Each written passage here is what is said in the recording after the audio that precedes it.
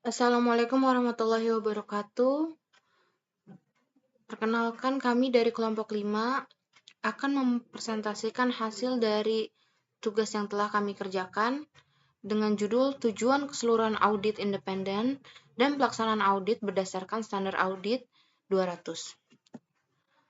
Adapun anggota kelompoknya, yang pertama adalah Siti Adinda Fatimatul Adawiyah dengan NIM C2210707, yang kedua Rizka Sekar Islamiyah dengan NIM C2211136, yang ketiga Philadelphia dengan NIM C2210303, yang keempat ada Pujitri Ramadhani dengan NIM C2211113, yang kelima ada Dewi Warda dengan NIM C2210718. Definisi standar audit. Standar Audit 200 mengatur tanggung jawab keseluruhan auditor independen ketika melaksanakan audit atas laporan keuangan berdasarkan standar audit. Secara khusus, SA 200 menetapkan tujuan keseluruhan auditor independen serta menjelaskan sifat dan ruang lingkup suatu audit yang dirancang untuk memungkinkan auditor independen mencapai tujuan tersebut. Audit atas laporan keuangan. Tujuan suatu audit adalah untuk meningkatkan tingkat keyakinan pengguna laporan keuangan yang dituju. Hal ini dicapai melalui pernyataan suatu opini oleh auditor tentang apakah laporan keuangan ini disusun dalam semua hal yang material sesuai dengan suatu kerangka laporan keuangan yang berlaku. Tujuan umum kerangka opini adalah tentang apakah laporan keuangan disajikan secara wajar dalam semua hal yang material, sesuai dengan kerangka. SA mengharuskan auditor memelihara skeptisme profesional selama perencanaan dan pelaksanaan audit, di antaranya yang pertama mencakup 1. Mengidentifikasi dan menilai risiko kesalahan penyajian material. 2. Memperoleh bukti audit yang cukup dan tepat tentang apakah terdapat kesalahan penyajian material. 3. Merumuskan suatu opini atas laporan keuangan berdasarkan kesimpulan yang ditarik dari bukti audit yang diperoleh. 4. Opini dinyatakan oleh auditor akan bergantung pada kerangka pelaporan keuangan yang berlaku serta peraturan perundang-undangan. Selanjutnya itu tujuan keseluruhan audit. Dalam melaksanakan suatu audit atas laporan keuangan, tujuan keseluruhan auditor adalah sebagai berikut. A. Memperoleh keyakinan memadai tentang apakah laporan keuangan secara keseluruhan bebas dari kesalahan penyajian material, baik yang disebabkan oleh kecurangan maupun kesalahan, dan oleh karena itu memungkinkan auditor untuk menyatakan suatu opini tentang apakah laporan keuangan disusun dalam semua hal yang material sesuai dengan suatu kerangka pelaporan keuangan yang berlaku. B. Melaporkan atas laporan keuangan dan mengkomunikasinya sebagaimana ditentukan oleh standar audit berdasarkan temuan auditor. Kerangka pelaporan.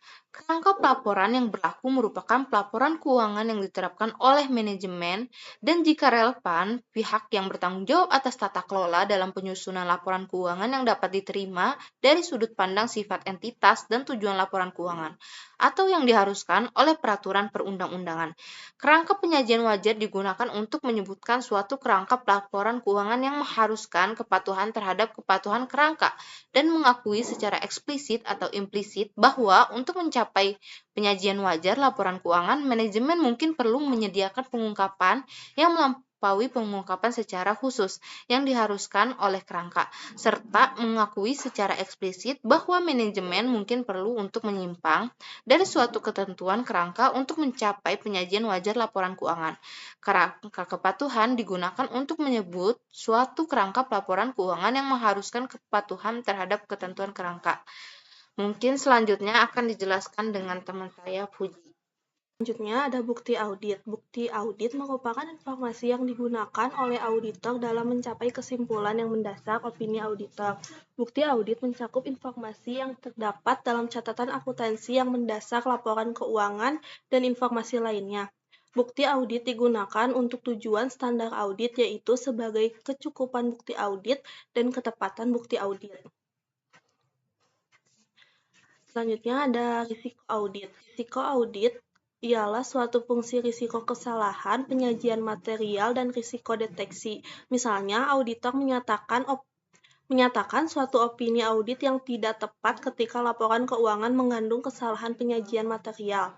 Risiko deteksi, risiko di mana prosedur yang dilaksanakan oleh auditor untuk menurunkan risiko audit ke tingkat rendah yang dapat diterima tidak akan mendeteksi suatu kesalahan penyajian yang ada dan yang mungkin material, baik secara individual maupun secara kolektif ketika digabungkan dengan kesalahan penyajian lainnya.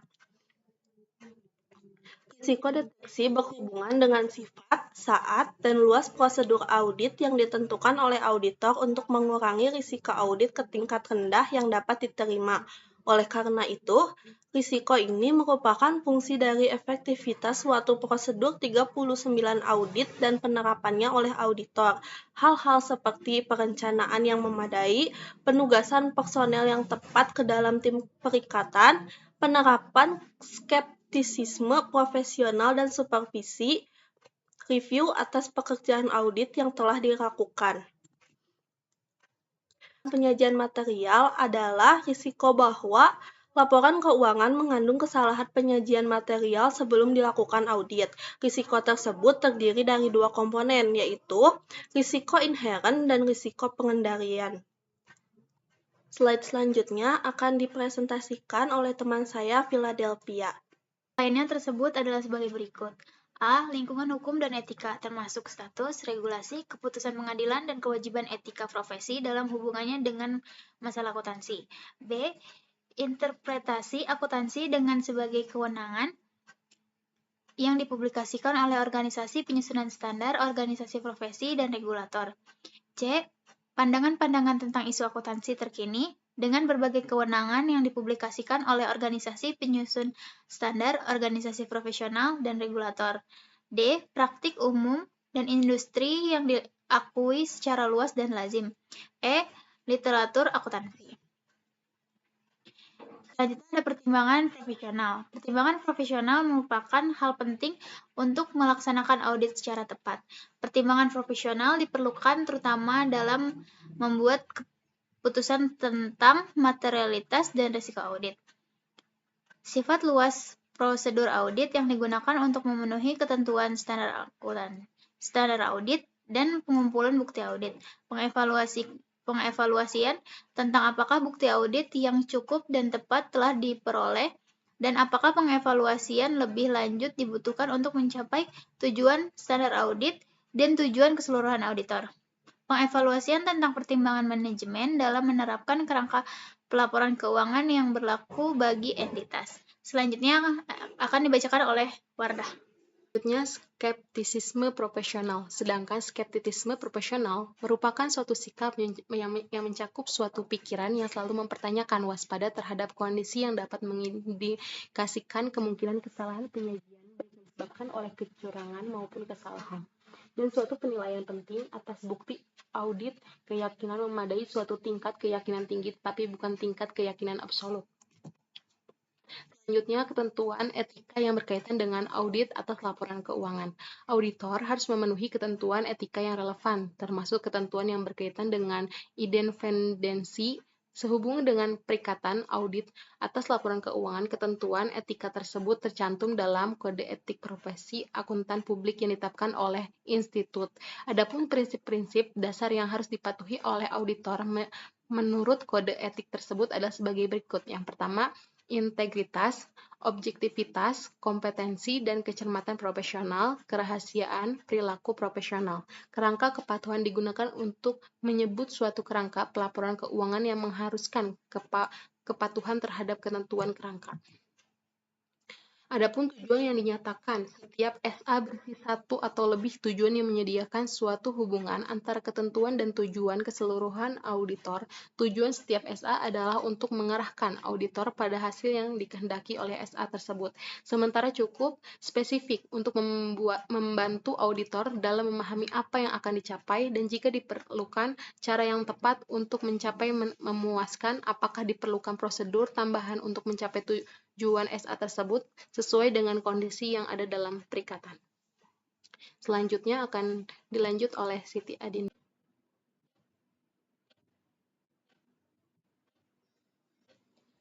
Baik, selanjutnya penggunaan tujuan untuk mengevaluasi ketepatan bukti audit yang telah diperoleh. Auditor diharuskan untuk menggunakan tujuan standar akuntansi untuk mengevaluasi apakah bukti audit yang cukup dan tepat telah diperoleh dalam konteks tujuan keseluruhan auditor. Jika dua-duanya auditor menyimpulkan bahwa bukti audit tidak cukup dan tidak tepat, auditor dapat mengambil satu atau lebih pendekatan di bawah ini. Yang pertama itu untuk memenuhi ketentuan paragraf, yang artinya mengevaluasi apakah bukti audit lebih lanjut yang relevan telah atau akan diperoleh sebagai hasil kepatuhan terhadap standar akuntansi lainnya. Yang kedua itu memperluas pekerjaan yang telah dilakukan dalam menerapkan satu atau lebih ketentuan standar akuntansi, yang artinya melaksanakan prosedur lain yang dipandang perlu oleh auditor dalam kondisi tersebut. Jika tidak ada satu pun pendekatan tersebut di antara yang di atas yang dianggap praktis atau memungkinkan dalam kondisi perikatan, auditor tidak akan dapat memperoleh bukti audit yang cukup dan tepat sebagaimana diharuskan oleh standar akuntansi untuk menentukan dampak terhadap laporan auditor atau terhadap kemampuan auditor untuk menyelesaikan perikatan.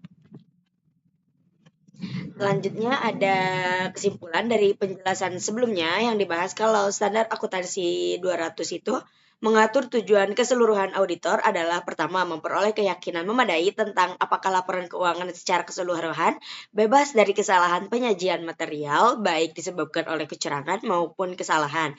Yang kedua, melaporkan atas laporan keuangan dan mengomunikasikannya sebagaimana ditentukan oleh standar akuntansi berdasarkan temuan auditor. Berdasarkan pernyataan di atas, penulis tidak setuju kalau tujuan seluruh auditor hanya sebatas memperoleh laporan keyakinan dan melaporkan atas laporan keuangan. Penulis menyarankan kenapa tujuan keseluruhan auditor sekalian ada hak pengungkapan temuan auditor, misalnya berupa kecurangan.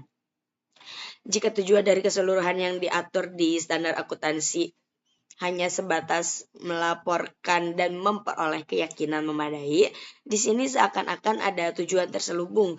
Auditor hanya memperoleh keyakinan dan melaporkan atas laporan keuangan. Bagaimana jika seorang auditor menemukan suatu kecurangan atau temuan audit lainnya yang berhubungan dengan kecurangan?